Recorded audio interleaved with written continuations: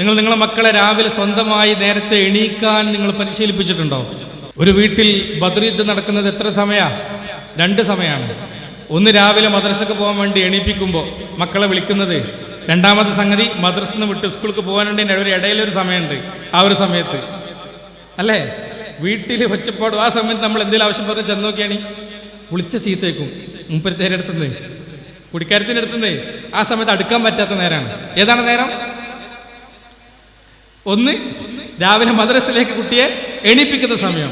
എന്നാൽ വെള്ളിയാഴ്ച ആണെങ്കിലോ വിളിക്കാതെ കാണാം നേരത്തെ എണീറ്റ് വരുന്നു അല്ലേ? അല്ലേ അല്ലേ മദ്രസ ഇല്ലാത്ത ദിവസം റേഞ്ചാണെങ്കിൽ അല്ലെങ്കിൽ ശില്പശാല നടക്കുകയാണെങ്കിൽ അവർ നേരത്തെ എണീറ്റുണ്ടാവും. പലപ്പോഴും ഞങ്ങൾ മദ്രസയിലെ ഉസ്താദിനോട് ചോദിച്ചാൽ അറിയാൻ പറ്റും. അവർ പറയും കുട്ടികൾ നേരം വൈകുന്നത് എപ്പോഴാണ് അറിയോ? വീട്ടിൽ ഉമ്മക്ക് നിസ്കാരമില്ലെങ്കിലാണ്. എങ്ങനെ? പല കുട്ടികളും മദ്രസയിലേക്ക് നേരം വൈകി വരുമ്പോൾ എന്താടാ നേരം വൈകി എന്ന് ചോദിച്ചാൽ എണീക്കാൻ വൈകി. എന്റെ ഉമ്മ വിളിച്ചില്ലേ? ഇല്ല, ഉമ്മയും ഉറങ്ങിപ്പോയി. ഉമ്മക്ക് നിസ്കാരമില്ലേ? അന്നൊക്കെടിലാവും. കുട്ടികൾ മദ്രസയിലേക്ക് വൈകും. ഇതൊരു യാഥാർത്ഥ്യമാണ്. എന്ത് നമുക്കങ്ങനെ നേരത്തെ എണീറ്റിട്ട് ശീലമാക്കിയാൽ മദ്രസയിൽ 1-ാം ക്ലാസ്സിൽ ചേർത്ത് കഴിഞ്ഞാൽ പിന്നുണ്ട് നമ്മുടെ ഒരു ഡയലോഗ്. ഇനി എൻ്റെ ഉറക്കമൊന്നും നടക്കൂല, മര്യാദക്ക് നേരത്തെ നീച്ച് മദ്രസക്കാണ് പോണ്ടിരുന്നറിയും. ഇന്ന് ആ മദ്രസയിൽ ചേർക്കണതിൻ്റെ 1 മാസം മുമ്പെങ്കിലും ഒന്ന് നേരത്തെ എണീപ്പിച്ചിട്ട് നമ്മൾ ശീലിപ്പിക്കുമോ കുട്ടികളെ? ഇല്ല. എന്നിട്ട് തലേന്ന് ഇങ്ങനെ ഉരുട്ടിയിട്ടും നീട്ടിയിട്ടും വലിച്ചിട്ടും വെള്ളം ഒഴിച്ചിട്ടും കണ്ണുരുട്ടിയിട്ടും അങ്ങനെ കൂടെ കണ്ട് ഇടങ്ങാറാക്കിയിട്ട് ഇങ്ങനെ വെറുപ്പിച്ചിട്ടാണ് മക്കളെ എണീപ്പിക്കാറുള്ളത്. ഇഷ്ടത്തോടു കൂടെ വെള്ളിയാഴ്ച അല്ലാതെ എണീക്കലുണ്ടോ മക്കളെ? ഇങ്ങോട്ട് ചോദിക്കണത് ഇഷ്ടത്തോടെ അല്ലാതെ മക്കളെ രാവിലെ എണീപ്പിക്കുന്നത് സുബഹിക്ക് മുമ്പ് എണീപ്പിക്കലാണ് നല്ലത്. ഇനി അതൊന്നും ആവൂലെങ്കിലും ഒരു മാന്യമായ ഒരു പ്രഭാത സമയത്ത് അള്ളാഹു ഈ ഉമ്മത്തിന് ബർക്കത്ത് നൽകിയതാണ് അതിൻ്റെ പ്രഭാത സമയം. ആ പ്രഭാത സമയത്ത് ഒന്നും ഉറങ്ങാതെ ഉണർന്നു നിൽക്കാൻ പറ്റുന്ന ലെവലിലേക്ക് എന്തേ നമുക്ക് പരിശീലിപ്പിച്ചൂടെ? പറ്റുമോ? പക്ഷെ നമ്മൾ ആരെങ്കിലും പരിശീലിപ്പിച്ചിട്ടുണ്ടോ? ഇല്ല. അതന്നെ പ്രശ്നം. ആരാ പരിശീലിപ്പിക്കരുത്? എന്നിട്ട് ഈ സമയത്തോ നമ്മളെല്ലാവിധ പ്രഷർ കൊടുക്കും, കുറ്റും കുറവും ആകെ ഇടങ്ങാറാക്കി മക്കളെ നമ്മളിൽ നിന്ന് ഇങ്ങനെ അകറ്റും, വെറുപ്പിക്കും. ഇതാണ് നമ്മുടെ പ്രശ്നം. ഇത് പരിശീലിപ്പിച്ച റെഡിയാണ് കേസേ ഉള്ളൂ. ഇനി അവിടെ നിന്ന് തുടങ്ങിക്കഴിഞ്ഞാൽ താഴോട്ട് വരുമ്പോൾ ഞാൻ സിമ്പിളായ ചില പ്രധാനപ്പെട്ട സംഗതിയെ പറയണുള്ളൂ. സ്വന്തമായി കൈയിൻ്റെയും കാലിൻ്റെയും നഖം മുറിക്കുന്ന കുട്ടികളുണ്ടോ? നിങ്ങൾ പറയാതെ മദ്രസയിൽ നിന്ന് ഉസ്താദ് ഉണർത്താതെ സ്കൂളിൽ നിന്ന് ടീച്ചർമാർ കൈയും കാലും പരിശോധിക്കാതെ സ്വതവേ അവർ സ്വയം എല്ലാ വെള്ളിയാഴ്ചയും അല്ലെ വ്യാഴാഴ്ച ഉച്ചയ്ക്ക് ശേഷവും നഖം മുറിക്കുന്നവരാണോ നിങ്ങളുടെ മക്കൾ? ഉത്തരം ഇല്ല തന്നെ ആയിരിക്കും. ഒരു പക്ഷെ കൈമത്ത് അടി കിട്ടല്ലോ എന്ന് പിടിച്ചിട്ട് കടിച്ചിട്ടെങ്കിലും കുട്ടികളെടുക്കും. കാലുമത്ത് ഇപ്പൊ കടിക്കാൻ കഴിയില്ലല്ലോ.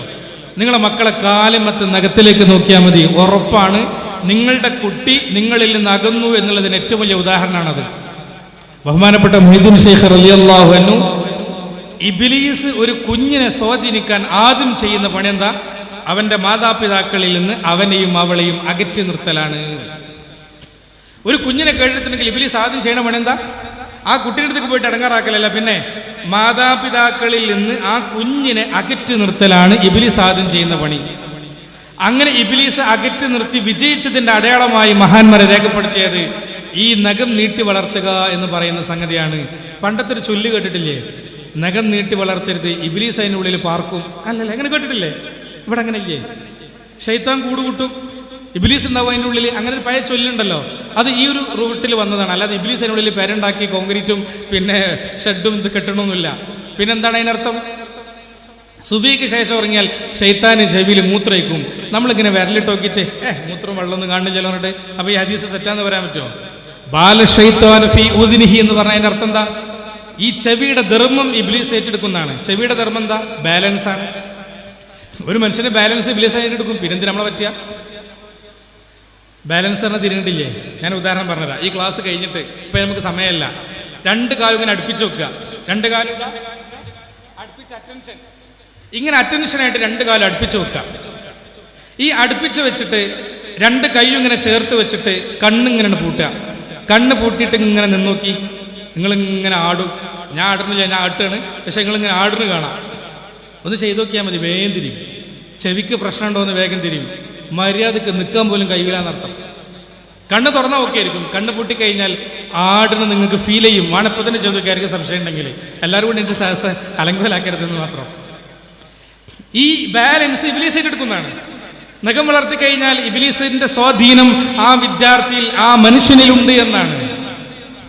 അപ്പൊ പാരന്റ്സ് പറയാതെ തന്നെ സ്വമേധയാ അത് നഖം മുറിക്കാൻ നിങ്ങൾ പരിശീലിപ്പിച്ചിട്ടുണ്ടോ? അല്ലെങ്കിൽ ഇബ്ലീസിനെ കൊണ്ട് നടക്കുന്ന ഒരു കുഞ്ഞായി, ഒരു മകനായി, മകളായി നിങ്ങളെ മക്കളെ വളർത്തി അല്ലേ അതിന്റെ അർത്ഥം? ആണോ അല്ലേ? അതല്ലേ അതിന്റെ അർത്ഥം. ഈ മക്കളെ കാലിലേക്കൊക്കെ നോക്കിയേ, മക്കളെ നിങ്ങളെല്ലാവരും നിങ്ങളെ കാലിലേക്ക് നോക്കിയേ. മക്കൾ മാത്രമല്ല അവനാനെ നോക്കണല്ലാണ്. പക്ഷെ പറഞ്ഞ മോശമല്ലേ നേരിട്ടാ. ഗൗരവത്തിൽ മനസ്സിലാക്കേണ്ട സംഗതിയാണ്. ഇങ്ങനെയാണ് ഓരോന്നും പരിശീലിപ്പിക്കേണ്ടത്. മര്യാദക്ക് കുളിക്കാൻ നിങ്ങൾ പരിശീലിപ്പിച്ചിട്ടുണ്ട്. കുളിക്കാൻ എങ്ങനെ കുട്ടികളൊക്കെ കുളിക്കല്? ഷവർ തുറക്കും, ഷാമ്പു ഉണ്ടാവും, വാപ്പ ഗൾഫിൽ നിന്ന് ഉടനെ അതിന് കയ്യിലുണ്ട് പീച്ചിട്ട് ഗുളു ഗുളു ഗുളു ഗുളു കൈമലാക്കിയിട്ട് മുടിയൊക്കെ പതിപ്പിച്ച് ശരീരം മുഴുവൻ പതിപ്പിച്ച് ഈ ഷവറിന്റെ ചുവട്ടിൽ നിന്നിട്ട് ഡിങ്കു ഡിങ്കു ഡിങ്കു ഡാൻസ് കളിക്കും. 2 ഡാൻസൊക്കെ കളിച്ചിട്ട് ഓരെന്ത് ചെയ്യും? ആ ഷവർ പാതി പൂട്ടാത്ത ലെവലിൽ ഉമ്മച്ചയെ മുണ്ട ഉടയിച്ചിട്ട് അയച്ചിട്ട് ആ ജനിച്ച കോലത്തിലുണ്ട് വരും. അങ്ങനെ പറഞ്ഞാൽ മനസ്സിലായില്ലേ ജനിച്ച കോലം എന്താന്നുള്ളത്? ഒരു ചരട് പോലും ഉണ്ടാവില്ല ഓൻ്റെ അരയില്. ആ കോലത്തിൽ ജനിച്ച കോലത്തിൽ ഓനാണ്ട് വരും. മുണ്ട ഉടയെന്ന് വെച്ചാൽ അടക്ക വെള്ളാക്കിയിട്ടുണ്ടാവും. ഉമ്മാക്ക് അവിടെ ദേഷ്യം പിടിക്കുമല്ലേ. എന്നിട്ട് ഉമ്മാക്ക് ഒരു ഡയലോഗ് ഉണ്ട്. എൻ്റെ കഴുത്തിനെല്ലിൽ നിന്ന് പൊന്തിച്ചാ ചളി ഇങ്ങനെ വരമ്പ് കെട്ടിക്കണ് ഓടാൻ അത് പോയി കുളിക്കണം. ആണ്ടാ കുറ്റം പറയാനും കൽപ്പിക്കാനും അവിടെ നമ്മൾ ഉഷാറാണ്. എൻ്റെ കൈക്കൂടുന്ന് പൊന്തിച്ചാൽ അതിന് കൈ കൊടു എന്ത് ഇതിങ്ങനെ പറയാനും കളിയാക്കാനും കുറ്റപ്പെടുത്താനും നമ്മളുണ്ട്. എന്നാ ഒന്നും മര്യാദക്ക് ഒരു 4-5 ദിവസം മര്യാദക്ക് ഓനെ കൊണ്ട് വരപ്പിച്ച് കുളിച്ച് പരിശീലിപ്പിച്ചാൽ പിന്നെ ആ കുട്ടി അങ്ങനെ കുളിക്കും മര്യാദക്ക്. നിങ്ങൾക്ക് മനസ്സിലാവുന്നുണ്ടോ ഇല്ലേ? ഓരോന്നും പരിശീലിപ്പിക്കാൻ ഓരോ സമയം ഇട്ടിട്ടില്ലേ? ഓരോന്നും പരിശീലിപ്പിക്കാൻ അള്ളാഹു ഓരോന്നിനും സമയം വെച്ചിട്ടുണ്ട്. ആ സമയമാകുമ്പോൾ കുഞ്ഞ് നമ്മളോട് ചോദിക്കുമ്പോൾ നമ്മളൊന്നിങ്ങനെ അവരെ റെഡിയാക്കി കൊടുത്താൽ മതി. അതല്ലാതെ എങ്ങനെ ഉസ്താദെ, എങ്ങനെ മൂലേര്, എങ്ങനെ സാറ് ഇതൊക്കെ ഇപ്പോൾ തിരിയാ, എപ്പോഴാണ് ഇതൊക്കെ പരിശീലിപ്പിക്കേണ്ടത്? ആകെ ഇപ്പോൾ കുടുങ്ങിയല്ലോ. അങ്ങനൊന്നും കരുതണ്ട. ഞാൻ ഉദാഹരണം പറഞ്ഞാൽ നിങ്ങൾക്ക് വേഗം മനസ്സിലാവും. അള്ളാഹു ഒരു കുഞ്ഞിനിക്ക് അതാത് സമയത്ത് കൊടുക്കേണ്ടത് കൊടുക്കാൻ അവർ നമ്മളെ ഓർമ്മപ്പെടുത്തുമ്പോൾ ഒന്ന് ചെയ്തു കൊടുത്താൽ മതി. അത്രേ നിങ്ങൾ ചെയ്യണ്ടോ. അതും എത്ര ദിവസം? 1 വീക്ക്, ഒരാഴ്ച നിങ്ങൾ അവരെ കൂടെ നിന്ന് ചെയ്തു കൊടുത്താൽ മതി. എന്തേ വേണ്ടു? കുഞ്ഞ് നമ്മളെ ഓർമ്മിപ്പിക്കും. ഈ ഓർമ്മിപ്പിക്കുന്ന സമയത്ത് ഒന്ന് കൂടെ നിന്നെടുത്താൽ മതി. നമ്പർ 1, സാധാരണ നിക്കറിൽ മൂത്രയിക്കുന്ന, പമ്പേഴ്സിൽ മൂത്രയിക്കുന്ന, നീട്ടിയിട്ട് ഇങ്ങനെ സുറൂന്ന് പറഞ്ഞിട്ട് ചുമരുമലൊക്കെ ഇങ്ങനെ പൈപ്പ് ഇടുന്ന അതേ കുട്ടി ഒരു സമയമാകുമ്പോൾ ഉമ്മാനോട് വന്ന് ചോദിക്കും, ഉമ്മച്ചിയെ ചീച്ചി പാത്താണ്ട് വരെ. സാധാരണ ചോദിക്കാറുണ്ടോ? ഏതൊരു കുട്ടിയും വലുതായി വരുമ്പോൾ ഒരു ഘട്ടത്തുമ്പോൾ നമ്മളോട് ചോദിക്കും, ഉമ്മനോടും വാപ്പയോട് ചോദിക്കും, ഉമ്മച്ചി ചീച്ചി പാത്താണ്ട് പറയും. ഓല ഭാഷയിൽ ഞാൻ പറയാട്ടോ. ഈ ഇനിയിപ്പോൾ നരിക്കുനിയിൽ എങ്ങനെ പറയാൻ നിനക്ക് അറിഞ്ഞൂടാ. നമ്മുടെ നാട്ടിൽ ചീച്ചി, ഉമ്മച്ചി ചീച്ചി, ഡ്രുൺ അങ്ങനെ എന്തെങ്കിലുമൊക്കെ വലുതായ ഒരു ഭാഷ സ്ലാങ് ഒക്കെ ഉണ്ടാവുമല്ലോ. ഇതെന്തിനാ കുഞ്ഞ് നമ്മളോട് ചോദിക്കണത്? കുഞ്ഞ് മാക്സിമം 1 ആഴ്ചയോ 2 ആഴ്ചയോ ഇത് ചോദിക്കുള്ളൂ. അതിന് മുമ്പ് കുഞ്ഞ് നമ്മളോട് ചോദിക്കൂല, അതിന് ശേഷം ചോദിക്കൂല. ഇതെന്തിനാ? ഈ സമയത്താണ് ഒരു കുഞ്ഞിനെ മൂത്രമൊഴിപ്പിക്കാൻ പരിശീലിപ്പിക്കേണ്ടത് എന്നത് അള്ളാഹു ആ കുഞ്ഞിൽ അങ്ങനെ കോഡ് ചെയ്ത് വെച്ചിട്ടുണ്ട്. കോഡ് ചെയ്യുമ്പോൾ അവൻ നമ്മളോട് ചോദിക്കും, നമ്മൾ ആ സമയത്തൊന്ന് പരിശീലിപ്പിച്ച് കൊടുത്താൽ മതി 1 ആഴ്ച. എന്താ ചെയ്യേണ്ടത്? നമ്മളെന്ത് സാധാരണ ചെയ്യലേ? അവിടെ പിന്നാമ്പുറത്ത് പോയിട്ട് മൂത്രയിച്ചു പറയും, അല്ല അവിടെ ബാത്റൂം പോയിട്ട് മൂത്രയിച്ചിട്ട് പോരുക അറിയും. ഒന്നും മര്യാദക്ക് കഴുകി കൊടുക്കാനും കൂടി നമുക്ക് നേരമില്ല. നമ്മൾ ആ സമയത്ത് കാര്യമായിട്ടുള്ള പരിപാടിയിലാണ്. എന്താ പരിപാടി? ഹത്തം തീർക്കാണ്. ഏത്? ഖുർആന് ഹത്തം തീർക്കണമെങ്കിൽ 10 ദിവസം മതി. ഇത് ഹത്തം തീർക്കണമെങ്കിലോ ഇന്നേ വരെ ആരെങ്കിലും ഹത്തം തീർത്ത് കഴിഞ്ഞിക്കണോ? തീരുവോ? ഫേസ്ബുക്കും ഇൻസ്റ്റഗ്രാമും യൂട്യൂബ് ഹത്ത് തീർക്കാൻ കഴിയൂല. അതിന് മാത്രം അതിൽ സാധനം ഉണ്ട്. അതുകൊണ്ട് ഞാൻ ചോദിക്കുന്നത്, ഈ തിരക്കൊക്കെ ഒന്ന് മാറ്റി വെച്ചിട്ട് ആ സമയത്ത് 1 ആഴ്ച ഇതേപോലെ ചോദിക്കുമ്പോൾ അവനെ നമ്മൾ കൊണ്ടുപോകുന്നു. ഇനി ശ്രദ്ധിച്ചോളൂ, എങ്ങനെ വളർത്തുന്നത് പരിശീലിപ്പിക്കേണ്ടത്. ഈ കുഞ്ഞിങ്ങനെ ചോദിക്കുന്ന സമയത്ത് നമ്മൾ ചെയ്യേണ്ട ഡ്യൂട്ടി എന്താ? നേരെ നമ്മൾ കുഞ്ഞിനെ ബാത്റൂമിലേക്ക് കൊണ്ടുപോവുക. ബാത്റൂമിലേക്ക് കൊണ്ടുപോയിട്ട് കുഞ്ഞിനൊരു കുട്ടിച്ചെരുപ്പ് വേണം ബാത്റൂമിൽ. ആ ബാത്റൂമിലേക്ക് നമ്മൾ ഇടതുകാല വെച്ച് കയറുന്നു. കുഞ്ഞിനെ കൊണ്ടും ഇടതുകാല വെച്ച് ആ ബാത്റൂമിലേക്ക് നമ്മൾ കൊണ്ടുപോകുന്നു. എന്നിട്ട് ആ കുഞ്ഞു ചെരുപ്പ് ധരിപ്പിക്കുന്നു. അതോടൊപ്പം തല മറക്കാൻ വേണ്ടി നമ്മൾ പരിശീലിപ്പിക്കുന്നു. അതോടൊപ്പം കുഞ്ഞ് കേൾക്കെ ചൊല്ലേണ്ട ദിക്ർ നമ്മൾ ഉറക്കെ ചൊല്ലുന്നു. അങ്ങനെ ചൊല്ലിയിട്ട് നമ്മൾ എന്ത് ചെയ്യുക? നേരെ ബാത്റൂമിലേക്ക് പോയി കിബിലക്ക് മുന്നിട്ടോ പിന്നിട്ടോ അല്ലാതെ ഇരുത്തി. അങ്ങനെ ക്ലോസറ്റിൽ നമ്മൾ ഇരുത്തുവോ? നമ്മൾ എഞ്ചിനീയർമാർ ഡിസൈൻ ചെയ്യുമ്പോൾ ഒരു പക്ഷേ ക്ലോസറ്റ് എന്ത് ചെയ്യും? കിബിലക്ക് മുന്നിട്ടോ പിന്നിട്ടോ അല്ലാത്ത രൂപത്തിൽ അവരെന്ത് ചെയ്യും? അങ്ങനെയൊക്കെ പ്ലാൻ സെറ്റ് ചെയ്യും. പക്ഷെ കുഞ്ഞിനെ നമ്മൾ എവിടെ ഇരുത്തൂല? ടോയ്ലറ്റിൽ ഇരുത്തുവോ? ഇല്ല. അവർക്കൊന്നെങ്കിൽ പോട്ടി ഉണ്ടാവും. പോട്ടി എന്ന സാധനം ഉണ്ടല്ലോ, ഒരു തൂറാൻ പാത്രം, മൂത്രയ്ക്കുന്ന ഒരു പാത്രം ഉണ്ടല്ലോ, ആ പാത്രം നമുക്ക് അങ്ങോട്ട് തിരിക്കാലോ. അല്ലെങ്കിൽ അവിടെ രണ്ട് കാലുമേൽ ഇരിക്കും. ഈ ഇരിക്കുമ്പോൾ അങ്ങനെ ഒരു ടൗസറിന് കീച്ചിട്ട് അല്ലെങ്കിൽ പാത്തിന് പൊന്തിച്ചിട്ടാണ് ഇരിക്കാനയക്കരുത്. കിബിലക്ക് മുന്നിട്ടോ പിന്നിട്ടോ അല്ല, ആ ഭാഗത്തേക്ക് ഇരിക്കാൻ പാടില്ല, അവിടെ കബയുള്ള സ്ഥലമാണെന്ന് പറഞ്ഞു കൊടുത്താൽ പിന്നെ ആ കുട്ടി എപ്പോഴും ഓർമ്മ ഉണ്ടാവും. മൂത്രയ്ക്ക് ഇരിക്കുമ്പോൾ പഠിച്ചോനെ കബക്ക് മുന്നിട്ടോ പിന്നിട്ടോ ഇരിക്കാൻ പാടില്ലല്ലോ, ഇങ്ങോട്ട് തിരിയും. പടിഞ്ഞാറ് നോക്കിയിട്ട് ആ കുട്ടി ശ്രദ്ധിക്കും. അങ്ങനെ ആ കുഞ്ഞിരിക്കും. ഇരുന്നിട്ട് മൂത്രയിപ്പിച്ച് നമ്മൾ കഴുകി കൊടുക്കും, അല്ലെങ്കിൽ അവരെ കൊണ്ട് കഴുകി നമ്മൾ പരിശീലിപ്പിക്കും.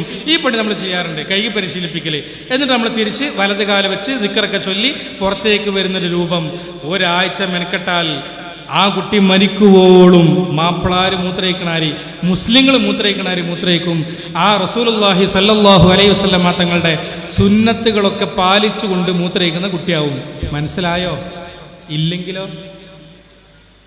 ഇല്ലെങ്കിലോ റോഡ് സൈഡിൽ ഇങ്ങനെ നിന്നിട്ട് സിപ്പാണ് തുറന്നിട്ട് അങ്ങനെ നീട്ടിയിട്ട് ഈ റോഡ് സൈഡ് പണ്ടേനും ഇന്നിപ്പോ സ്കൂളിൽ ആൺകുട്ടികളെ വാഷ്റൂമിലേക്ക് പോയി വെക്കിയ തിരിങ്ങൾക്ക് എങ്ങനെ ഉണ്ട് എന്നുള്ളത് വരിക്ക് ഇങ്ങനെ നിന്നിട്ട് റെഡി 1 2 3 ട്രൂ എല്ലാവരും ഒരുമിച്ചിട്ട് വിട്ടിട്ട് അങ്ങനെ ജിലേബി ഇടും അല്ലേ? ചിരിക്കുന്നുണ്ട്. ഇങ്ങനെ പല ഐറ്റംസ് ഇന്ന് സ്കൂളിലുണ്ട്. നിന്ന് മൂത്രയ്ക്കും. നിങ്ങളുടെ വീട്ടിലെ ബെഡ്റൂമിന്റെ അറ്റാച്ച്ഡ് ടോയ്ലറ്റിൽ പോലും കുട്ടി നിന്ന് മൂത്രയ്ക്കുന്ന ലെവലിലാണ് ഇന്ന് കാര്യങ്ങളുള്ളത്. നിങ്ങൾ പിന്നെ അവിടെ തോന്നുണ്ടാക്കും, ആ ബെഡ്റൂമിൽ നിസ്കരിക്കും ചെയ്യും. എന്ത് നിസ്കാരം കിട്ടിയതില്ലേ? ഉഷാറായിക്കണേ, നല്ല നിസ്കാരം, പഠിച്ച വേഗം സ്വീകരിക്കും. അതൊക്കെ നമ്മളെ പരിശീലിപ്പിക്കാത്ത കുഴപ്പമാണ്. ഇനി കണ്ടാൽ തന്നെ നമ്മൾ തിരുത്തലുണ്ടോ? അത് കുട്ടിയല്ലേ. എന്താ നമ്മൾ പറയല്? ഇനിയിപ്പോ നമ്മൾ കണ്ടു നിന്ന് മൂത്രയിക്കണത് അല്ലെ പിടിച്ചാട്ടുന്നത്, എന്നാലും നമ്മൾ പറയും അത് കുട്ടിയല്ലേ. ഇതന്നെയാണ് പ്രശ്നം. കുട്ടിയാകുമ്പോൾ തന്നെയാണ് റെഡിയാക്കേണ്ടത്. കുട്ടിയാകുമ്പോഴാണ് അത് പരിശീലിപ്പിക്കേണ്ടത്. 7 വയസ്സ് കഴിഞ്ഞാൽ നിങ്ങൾ എന്തും പരിശീലിപ്പിക്കേണ്ട സമയമാണ്. 7 വയസ്സിന് മുമ്പ് ആ കുട്ടികൾ ചോദിക്കുന്നത് മാത്രം പരിശീലിപ്പിച്ച് അവരെ വളർത്തിക്കൊണ്ടുവരിക. ഒരിക്കലും 7 വയസ്സിന് മുമ്പ് ഷൗട്ട് ചെയ്യുകയോ ആജ്ഞാപിക്കുകയോ കൽപ്പിക്കുകയോ അടിക്കുകയോ ചെയ്യരുത് എന്നാണ് ഇസ്ലാം പറയുന്നതും സൈക്കോളജി പറയുന്നതും.